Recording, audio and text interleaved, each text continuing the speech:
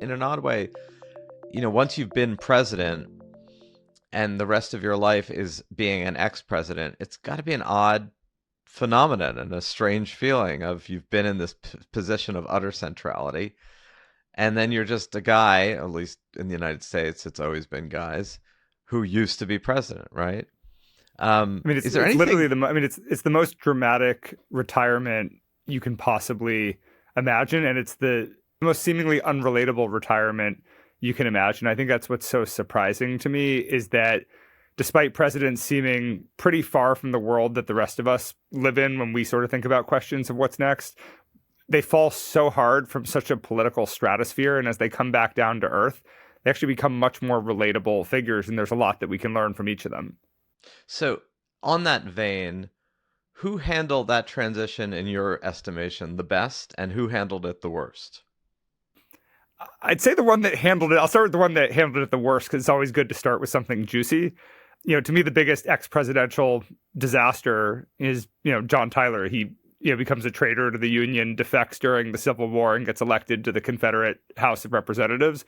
And to add insult to injury, he dies before being able to take his seat, and Lincoln denies him a state funeral. But there's a sort of larger question of, I pick 7 presidents that I focus on in the book. I do Thomas Jefferson, John Quincy Adams, Grover Cleveland, William Howard Taft, Herbert Hoover, Jimmy Carter, and George W. Bush. And so the question is, why those 7?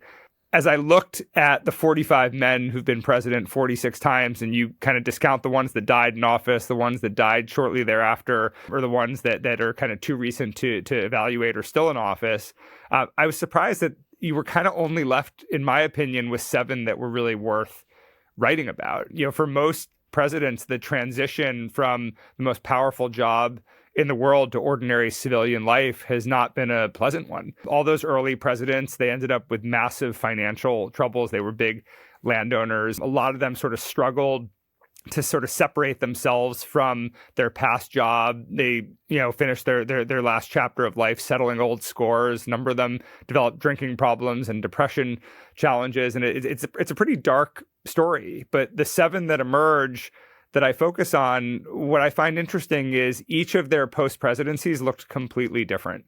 I mean, there were common threads across all of them, but each of them represents a different archetypal model for how to get after this elusive question of what's next. And I think that's the part of this book that I found the most interesting to write, is because you're left realizing, there's no blueprint here, right?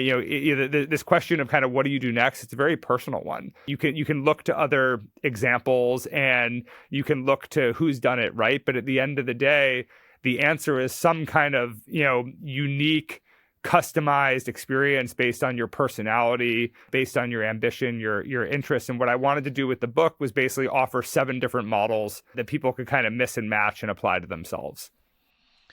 So it's an interesting question of, by the way, Tyler is fascinating to me for one reason, which is that I think until recently he had 2 living grandchildren, which He is still has extraordinary. He still has one grandson.